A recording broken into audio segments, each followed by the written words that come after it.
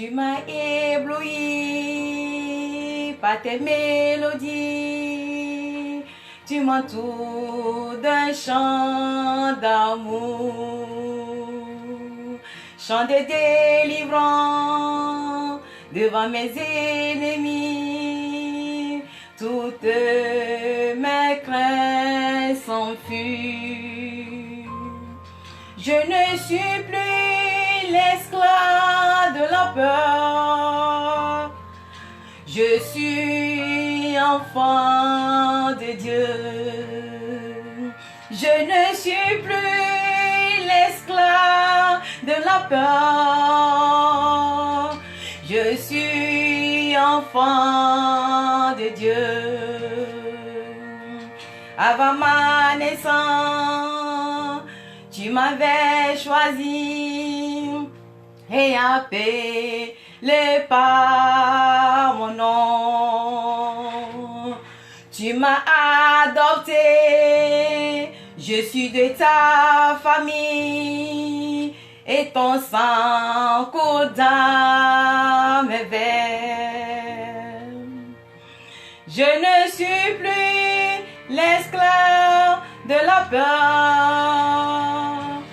Je suis enfant de Dieu. Oh, oh, oh, oh, oh, oh, oh, oh. Tu fends la main et je peux la traverser. Mes pas se noient de ton amour. Tu m'as sauvé, alors je peux chanter. Je suis enfant de Dieu. Oui, je le suis. On n'est plus sur le joug de l'esclavage. Nous ne sommes plus sur le joug de la discrimination raciale. Tu n'es plus sur l'esclave de la mort. Tu n'es plus esclave de la maladie. Tu n'es plus esclave du péché. Tu n'es plus esclave de l'imitation. Tu n'es plus esclave de quoi que ce soit. Tu es élu. Tu es un prince. Tu es une princesse. Dieu t'a doté d'un grand prix. Quand Jésus-Christ est mort, il nous a laissé un testament.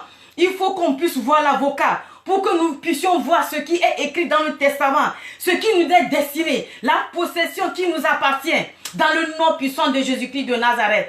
Père éternel, je dis merci à tous ceux qui...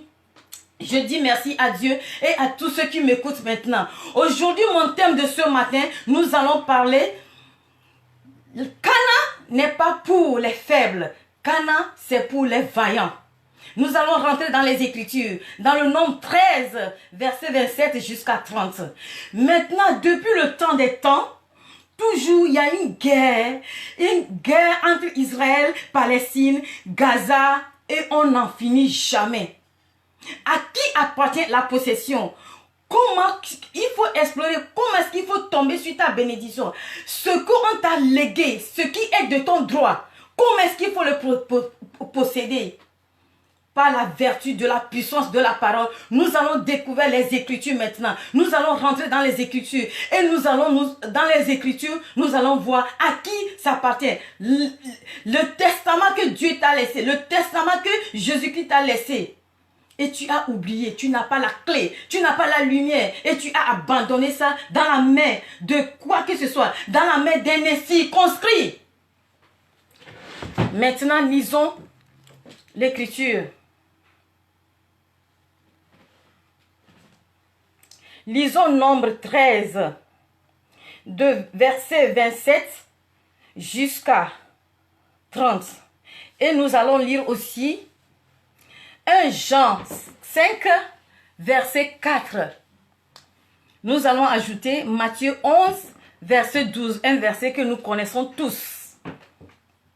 Je lis au nom de Jésus-Christ de Nazareth. Voici ce qu'il racontait à Moïse. Nous sommes allés dans le pays où tu nous as envoyés. À la vérité, c'est un pays où coule le lait et le miel, et en voici les fruits. Mais Le peuple qui habite ce pays est puissant. Les villes sont fortifiées, très grandes. Nous y avons vu des enfants Anak. Les Amalites habitèrent le contrée du Midi. Les Hétiens, les Jébusiens et les Amoréens habitent la montagne. Et les Cananéens habitent près de la mer et le long du Jourdain. Caleb fit taire le peuple qui murmurait contre Moïse et dit, montons, emparons-nous du pays, nous y serons vainqueurs. Que la parole de l'Éternel soit proclamée. Ici, nous avons attendu ce que l'Écriture est claire. À la sortie des Jébusiens pour la possession de leur pays, ce que Dieu les avait promis à leur père Abraham, à notre papa Abraham, ils ont fait le transit dans le désert. Et dans le désert, Dieu a suscité Moïse d'appeler 12 espions pour explorer Canaan. Là où Dieu les avait promis. Dieu tient surtout ses promesses. Mais avant que les promesses n'arrivent, Dieu collabore avec une personne. Mais si tu restes les bras croisés, et que c'est parce que Dieu t'a promis et que ça va venir, ça ne peut pas tomber du ciel. C'est pour cette raison que j'ai dit, ici, Canaan, c'est pour les vaillants. Ce n'est pas pour les faibles. Ce n'est pas pour les faibles. Donc, mon thème de ce matin est basé sur la détermination, l'abnégation, le courage, non le rétrograde. Donc, quand le Dieu a dit à Moïse de prendre les 12 espions, effectivement, il a exécuté ce que Dieu a dit. Ils sont partis, ils ont découvert le pays, le Canaan. Ce pays est déjà occupé par les Cananéens, les Amélites, les Jébusiens. En réalité, est-ce que vraiment ce pays est déjà... ce pays, c'est pour les Cananéens ou pour les Israélites? L'Écriture va nous faire savoir ce matin que en fait Dieu ne fait rien au hasard parce que les choses de Dieu sont dans l'ordre comme de l'ordre de Melchisédek. Dieu, quand tu vois dans le plan physique ou bien charnel, tu peux dire que peut-être c'est injuste ou bien quoi, mais dans la réalité, Dieu ne fait rien au hasard. Cette possession appartenait au père d'Abraham, que son nom est Terach, ce qui est de l'arrière-grand-père de Caleb et de Josué. Maintenant, à leur retour, qu'est-ce qui s'est passé? Il s'est passé que les Israélites, quand ils étaient revenus après l'exploration, ils ont dit que voici leur conversation. Nous avons vu des Anak. Les Anak, c'est des géants, des hommes très forts. Donc déjà, ils comparaient ces gens-là avec les Israélites. Ils disent que nous sommes devant eux comme des sauterelles. Ce qui veut dire quoi? Devant leur ennemi, devant leur adversaire, ils se ridiculisent. Mais ma soeur, mon frère, mais pourquoi est-ce que tu peux te ridiculiser devant ton ennemi? Aussitôt que tu arrives devant ton ennemi, tu te ridiculises. Si tu te ridiculises, ce qui veut dire que là, tu ne peux pas gagner la bataille. On ne se ridiculise pas devant l'ennemi. Qu'est-ce que Caleb a dit? Voici ceux qui ont dompté de courage. Caleb et Josué, ils ont dit, allons-y, accaparons le pays, nous y arracherons. Ce que ça dit qu'il a une ferme assurance. Vous connaissez la foi, c'est une ferme assurance. Des choses qu'on espère, une démonstration, c'est quand on ne voit pas. Mais malgré qu'ils ont vu, ils savent que ces gens-là sont plus costauds, sont plus robustes, mais quand même, ils ont une ferme position. Mais les autres, la peur, tous ceux qui avaient la peur, tous ceux qui tremblaient, ils sont tous morts dans le désert. Dieu les a exterminés. C'est pour cette raison, je disais que Dieu est amour, amour, amour. Mais des fois, il est consume by fire. Il est consume by fire, le feu dévorant. Parce que eux, en ce moment, ils vivaient sur quoi? Ils vivaient sur la loi. Donc, Dieu les a traités dans le domaine loyal. mais il ne nous a pas traités dans le domaine de la grâce. Mais maintenant, nous qui sommes aujourd'hui, nous sommes domptés de quoi? De la grâce. Nous sommes de la grâce. Donc, la grâce va parler à notre faveur. Donc, il faut que nous accrochons à la grâce pour que la grâce puisse manifester dans nos vies. Jésus-Christ, quand il est mort, il nous a laissé l'ordonnance. Il nous a laissé un testament. Et le testament, il faut que tu vois sur ton avocat.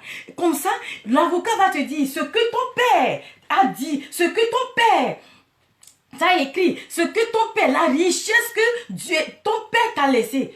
Dans nos différentes vies, ça se passe. Les gens très riches, ils laissent les testaments. Mais s'ils n'ont pas la lumière, mais s'ils n'ont pas un réflexe pour savoir où est caché ce testament, comment est-ce qu'il peut découvrir ces richesses?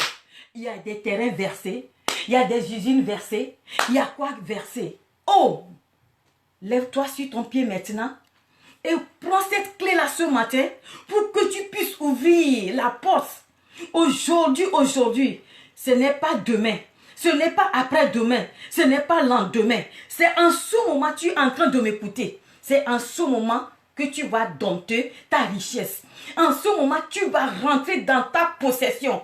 C'est en ce moment que tu vas rentrer dans ta possession pour décrocher ce que Dieu t'a légué. C'est un prix zéro. Il nous a légué. C'est pour nous, c'est notre possession. Je disais que Canaan appartenait au grand-père d'Abraham et l'arrière-grand-père de Caleb et de Josué, et son nom est Terach. C'est la Bible qui nous décrit ça comme ça. Donc, cette possession les appartenait. C'est pour cette raison, les deux là sont zélés. Il faut être zélé dans tout ce que tu fais. Mais quand tu perds, quand tu as la peur déjà, la peur t'emballe. Donc, ce qui veut dire que tu trembles devant ton ennemi. Devant ton ennemi, tu n'as pas à trembler. C'est vrai. La Bible a déclaré quoi? Que on n'a qu'à prier pour les ennemis. Ça, c'est vrai. On n'a qu'à prier pour les ennemis. Mais il y a un temps pour toutes choses. Il y a un temps pour pleurer. Il y a un temps pour rire. Il y a un temps pour dormir. Il y a un temps pour se réveiller. Donc, tu fais les choses dans les circonstances. Donc, dans les circonstances, il faut agir selon les circonstances. David devant Goliath, s'il attendait de bénir Goliath, oh Goliath, je te bénis, est-ce que il pouvait tailler la tête de Goliath? Non. Donc, ce qui veut dire que Dieu, la Bible est profonde et mystérieuse. La Bible n'est pas A plus B, facteur de A moins B. La Bible n'est pas mathématique. Il faut rentrer dans le fond de la Bible. Tu comprends ce que c'est que la Bible. Il faut rentrer.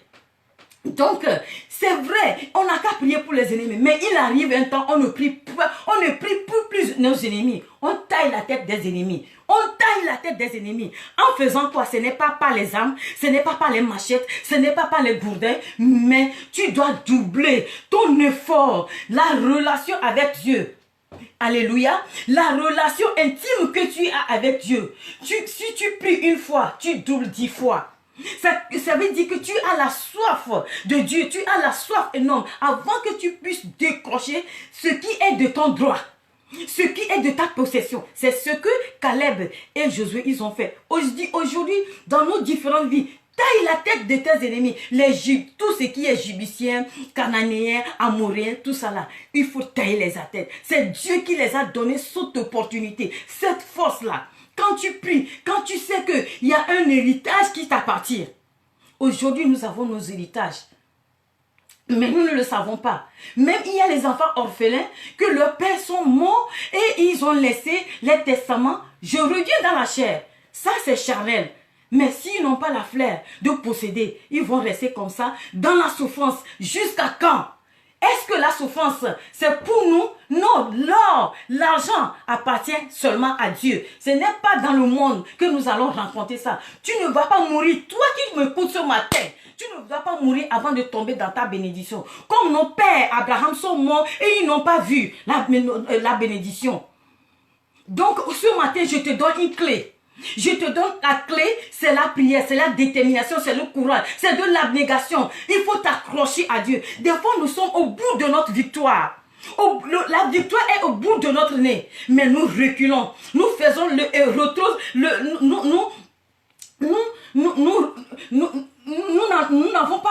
courage d'aller en avance. Nous sommes fatigués et nous perdons la foi. Rétrograder, ce n'est pas pour un chrétien. Quand tu vois que les attaques ont commencé par être intenses, il faut savoir que la victoire n'est pas loin. La victoire est proche de ton nez. Vous allez remarquer que, pour un exemple, que, par exemple, si vous êtes en fiançailles et que vous préparez pour le mariage, c'est en ce moment que tu discutes tellement avec ton fiancé. C'est en ce moment les attaques commencent par venir. Il faut savoir que la victoire n'est pas loin. Et des fois, les gens relâchent. Et ils ne font plus le mariage. Des fois, tu trouves ta bénédiction, ta société comme ça, mais tu te dévies, tu relâches. Parce que, oh, j'ai trop lutté. Non, non. Ce n'est pas encore fini. Même étant cheveux blancs maintenant, il y a encore de l'espoir pour toi. Regarde, si nous allons jeter un coup d'œil dans Jean 1, verset 5 jusqu'à 4, qu'est-ce qu'il a été dit? Tout ce qui est né de Dieu est triomphe. Tout ce qui est né de Dieu triomphe le monde. Et la victoire qui triomphe le monde, c'est la foi. Donc quand tu es déterminé, quand tu as la foi, tu vas posséder ta possession. Caleb et Josué sont domptés d'un prix. Parmi les milliers de personnes, c'est les deux là qui ont... C'est les deux, les grands serviteurs. Regarde par exemple Moïse. Il n'a pas possédé le pays. Il a vu avec ses yeux, mais il n'est pas rentré dans Canaan. Ce qu'il a souffert tant. Traverser de l'Égypte, désert, traverser la mer Rouge jusqu'à arriver. Il n'a pas possédé. Pourquoi? Pourquoi? Son cas, on va dire, il y a plusieurs cas comme ça dans nous. La désobéissance. Ça veut dire qu'on adore Dieu jusqu'au dernier moment, on croise les bras. Non! On ne doit pas croiser les bras. Parce que Dieu, il sonde les cœurs et les reins. Il sait que tu l'appartiens. Il sait l'effort que tu es en train de fournir envers lui. Il va te donner l'esprit de courage. Et c'est pourquoi je dis la désobéissance. Il faut que nous enlevons la désobéissance dans nos vies. Il faut que nous nous déchargeons de tout ce qui est de la négativité.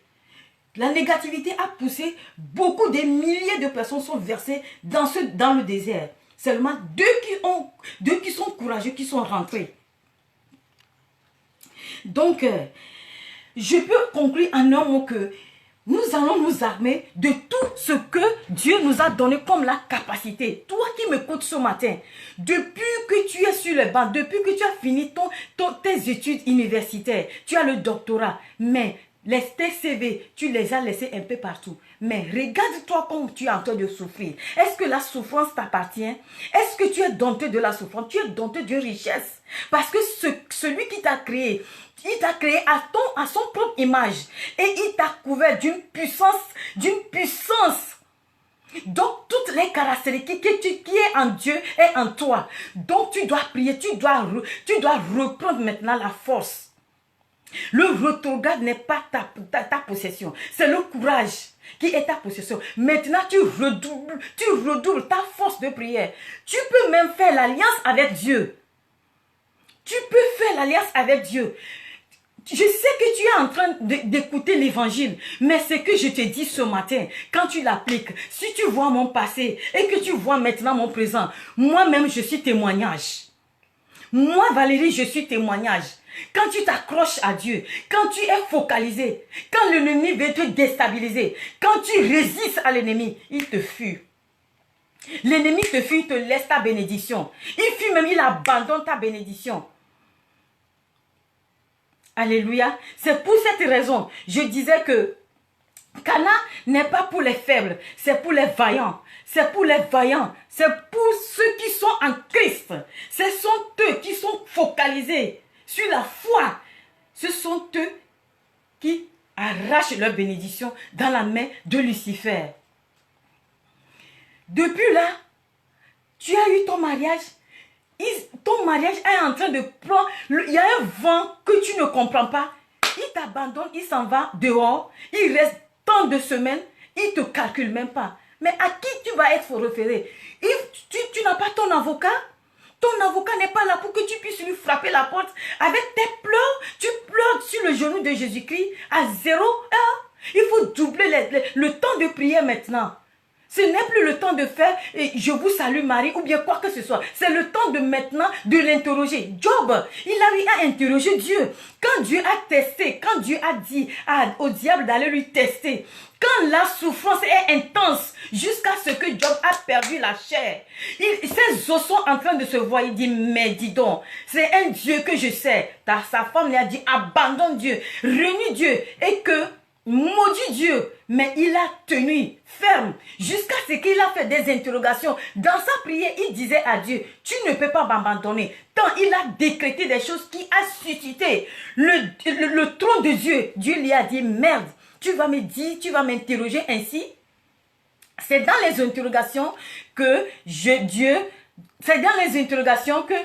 a dit que non, je vais maintenant, dans la prière, pas interrogation seulement, dans la prière, que Dieu s'est suscité sur son trône. Il a comblé Job avec milliers de bénédictions. Tout ce qu'il a été arraché par Satan est revenu mille. Mais toi, tu fais partie de ça. Tu peux le faire. Tu peux signer alliance ce matin où tu m'écoutes maintenant avec Dieu. Tu peux créer un hôtel tout de suite avec Dieu. Dieu, c'est Covenant Keeping God. Quand tu signes avec Dieu, tu peux signer alliance avec Dieu matériellement, physiquement, même Dieu, avant de gagner le monde. Quand le diable a mélangé le monde entier avant de gagner le monde, il a fait un sacrifice. Le sacrifice, c'est Jésus-Christ qui est venu, son fils, avant qu'il puisse récupérer le monde par l'alliance du sang. Alors, toi, ce que tu vas verser, tout ce que tu vas gagner, tu vas te battre. Rien n'est facile. Il faut te lever et appeler, mettre Dieu en première position. Tu peux signer ça avec ton argent et ajouter à la prière. Tu peux lui dire aujourd'hui, jusqu'à ce que cette année passe, jusqu'à ce que je rentre dans la nouvelle année. Je sais que tout ce que j'ai perdu dans l'année prochaine, dans l'année passée, je vais les récupérer. Ainsi sera fait parce que là, au bout de ta langue, il y a la victoire. Déclare une parole prophétique et positive sur ta vie. Tu sais, les pasteurs ont leurs problèmes. C'est toi, ça va commencer par toi-même. Avant qu'un pasteur ne t'aide, tu vas t'engenouiller toi-même. Parce que ce que toi-même tu déclares sur sa vie, c'est ce qui vient. Même des fois, même Dieu nous donne des promesses. Mais si nous restons les bras croisés, nous n'aurons jamais cette promesse. Il faut collaborer avec Dieu. Il faut lui parler. Job a parlé. Qui sais-je encore? Ézéchiel a parlé. Quand Dieu lui a dit, aujourd'hui ton année est finie. Je vais prendre ton souffle de vie. Prépare-toi. Tu vas mourir. Qu'est-ce que Ézéchiel a fait? Dit non. Je t'ai servi tant de temps. Rappelle à Dieu ce que tu lui as fait. Tous les démarches, l'effort que tu es en train de fournir vers Dieu, il faut le rappeler. Dieu lui a donné encore 10 ans de vie. Pourquoi pas toi, ma soeur? Pourquoi pas toi, mon père? Pourquoi pas toi, mon frère? Il va te le faire. Dieu est fidèle et compatissant, là à la colère, plein de bonté et de fidélité. Il n'a pas oublié ses enfants. Comme toi aussi, tu n'as pas oublié tes enfants. Dieu pour Dieu est encore plus. Est-ce que tu m'écoutes? Le monde que nous allons gagner, si nous prenons Matthieu 11, verset 12, a déclaré quoi? Depuis le temps de Jean-Baptiste, le royaume des cieux est forcé, sauf les violents qui s'en emparent. Sauf les violents qui s'en emparent. Ce n'est pas la violence parce que j'ai les fusils, j'ai l'arme ou bien j'ai quelque chose, mais la violence dans la spiritualité. Je dis tout ce que tu vas gagner. Quand tu rentres dans ça se passe dans la spiritualité avant de rentrer dans la chair. Tu l'ordonnes maintenant dans la chair. Dans le nom de Jésus-Christ de Nazareth. Si nous prenons par exemple, la peur devant ton ennemi peut t'éloigner de ta grâce. Oui, la peur devant ton ennemi peut t'éloigner de ta grâce. Peut t'éloigner de tout ce que Dieu t'a promis. Et tu restes, tu vois ta bénédiction, tu veux l'attraper, quelque chose tape ta main. Qui est plus fort que Dieu? Maintenant, tu dois t'armer de la prière. 0 heure, 3 heures du matin, à 4 heures du matin. Si je vais vous donner un exemple, j'avais créé un groupe, ça fait 5 ans de cela. On était seulement 3. Quand le frère a le problème, quiconque a le problème, quand il nous envoie, quand nous arrêtons dans la nuit, le problème se résout. Il ne comprend pas quoi. Il dit, mais vous n'êtes pas pasteur, vous n'êtes pas frère. Mais quand nous vous donnons, nous sommes que 3 sur cette ligne. Mais ça décante toujours. C'est pour cette raison, je t'exhorte. Dieu, ce n'est pas la magie. La bénédiction de Dieu est éternelle. Ce qu'il va te donner aujourd'hui, il te le donnera encore dans le futur. Jusqu'à ce que tu recevras encore ton salut. Parce que ce que tu as lié sur cette terre serait lié au ciel. Donc le frère a commencé par déclencher. Il a soif de Jésus-Christ. Il prie jusqu'à ce que je dise, jusqu'à ce qu'il trouve le résultat. 3 personnes sont parties. Ils sont morts. Parce que tous ceux qui l'en veulent, tous ceux qui veulent arracher sa vie, Dieu a intervenu. Dieu, la prière peut redoubler. La prière peut faire que Dieu, tout ce qui est programmé sur toi dans la négativité, Dieu va le changer à la positivité. Dans la prière, il faut faire revolte spirituelle. Il faut être déterminé. C'est ça les Anglais appellent Hanga Prayer. Alléluia. Donc, je t'exhorte aujourd'hui. Il faut changer ton mode de prière. Il faut faire alliance. Il faut parler à la situation. Tu déclares la pauvreté. Tu n'as pas autorité sur ma vie. Depuis je suis né, je suis pauvre. Pourquoi? Dieu m'a créé pour réussir. Dieu est Dieu d'amour, compatissant. L'or et l'argent appartiennent à Dieu. Mon droit n'est pas la pauvreté. Je quitte dans la pauvreté. Et la pauvreté, tu quittes dans ma maison. La pauvreté, tu quittes dans mon entourage. Toi, je t'écrase au nom de Jésus. Je proclame maintenant la richesse. Quand je suis en train de proclamer aujourd'hui, maintenant, c'est toi qui me coûte. Quand tu vas tomber dans ta bénédiction, l'année qui va venir, tout ce qui a été perdu pour toi, tu vas les récupérer à des milliers. C'est comme ça que Job a récupéré. C'est ainsi serait ton héritage ce matin. Ton héritage ce matin, si tu as perdu ton mari, tu le récupéreras. Ou Dieu te donnera la gloire de la seconde maison, serait plus grand que la gloire de la première. Si tu as perdu ton travail, parle à la situation. Soit que ta femme a ramassé ses bagages, toi tu as le chagrin sur ton cœur. Hein? Dieu a dit, l'homme quittera son père et sa mère. Et voilà, sa femme s'en va, il te laisse. Et tu es déprimé. Non, c'est maintenant, tu dois te confier à l'Éternel. C'est maintenant que tu dois confronter à l'Éternel.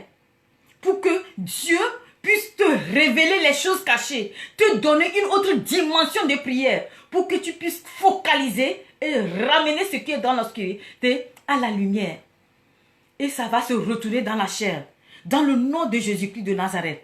Ce matin, je prie pour quelqu'un qui a soif, qui est rétrogradé, ou bien qui n'a pas encore connu Christ. Reviens en Christ. Il faut tester Christ. Comme ça, tu verras sa capacité. Toi qui es déjà dans Christ, et que tu fais comme notre Père Moïse, au bout de sa victoire, et Dieu l'a dit, quoi? Dieu l'a dit, lève tes habits, tu vas mourir. Et le Canaan, il ne va pas voir. Mais moi, je déclare ce matin sur ta vie, toi, tu vas voir ta bénédiction avant de mourir.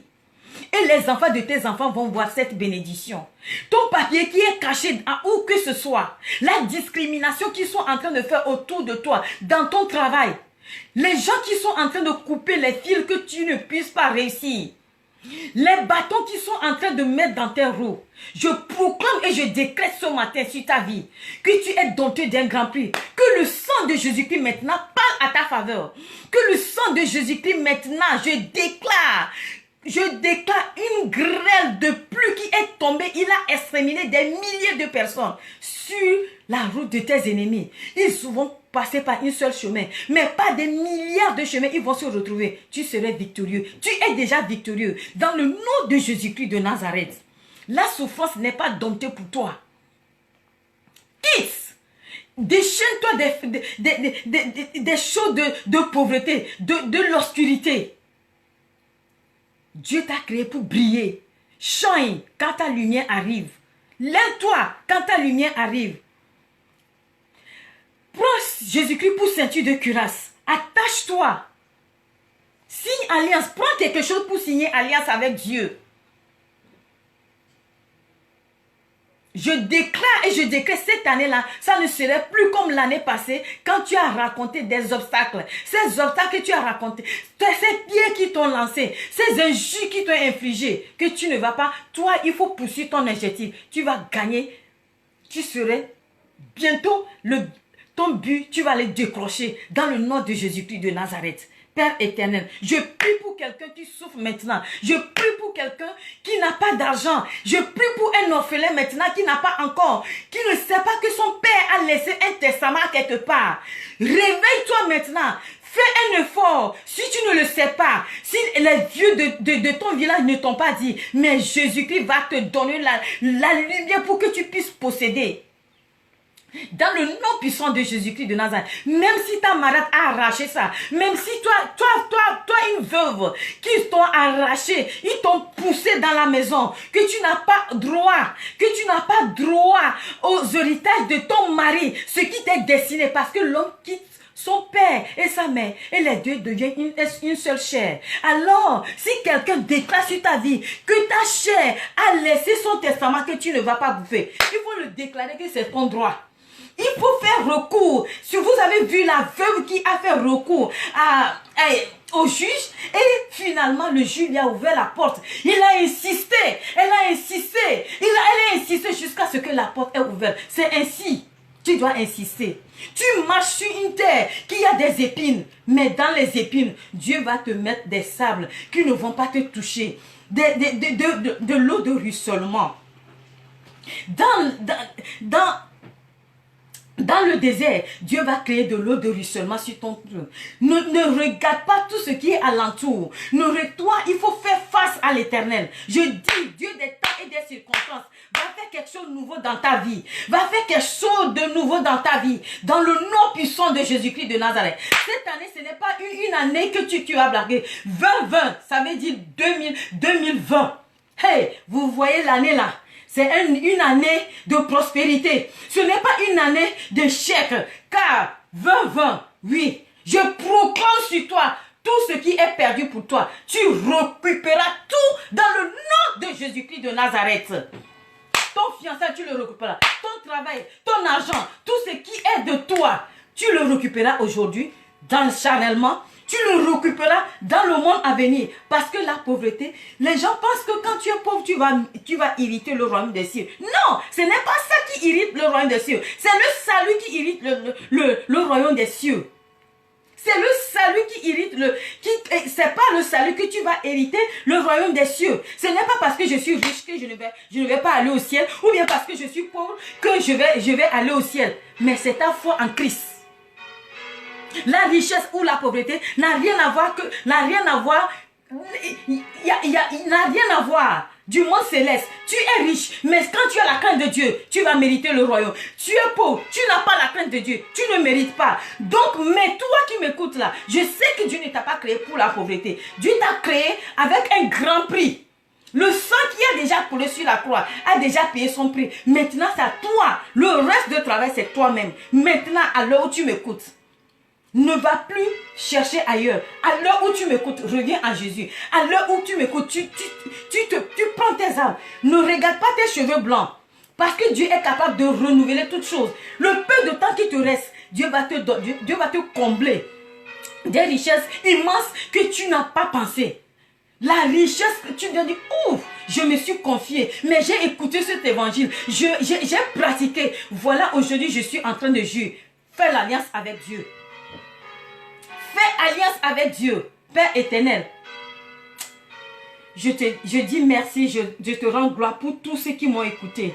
Je déverse cette énergie de grâce aujourd'hui le dimanche sur tous ceux qui sont sur la ligne en train de m'écouter maintenant. Dans le nom puissant de Jésus-Christ de Nazareth, que la grâce les accompagne. J'ordonne au nom de Jésus-Christ de Nazareth. Père éternel, tu as déclaré sur notre parole. Dans Jérémie 29, verset 11, que tu connais le projet que tu as fait sur nous, le projet de paix et non de malheur, afin de nous donner de l'avenir et de l'espérance. Nous sommes à bras ouverts, Seigneur. Seigneur, nous sommes à bras ouverts pour récupérer tout ce qui a été perdu pour nous. Pour tomber dans nos richesses, dans notre possession, tous du lait et du miel. Là où coule du miel et du lait, ça nous appartient. Nous sommes les héritiers, nous sommes les sacerdotes, nous sommes les princes, nous sommes les princesses. Je ordonne par la puissance de la parole que ça la retourne pas dans un corps maintenant qui est en train de m'écouter. Dans une chair maintenant qui est en train de m'écouter. Dans un fruit maintenant qui est en train de m'écouter. La stérilité n'est pas ta possession. Tu proclames maintenant la fécondité sur tes entrailles. Tu proclames maintenant la fécondité sur tes entrailles. Au nom puissant de Jésus-Christ de Nazareth. Père éternel, merci. Au nom de Jésus.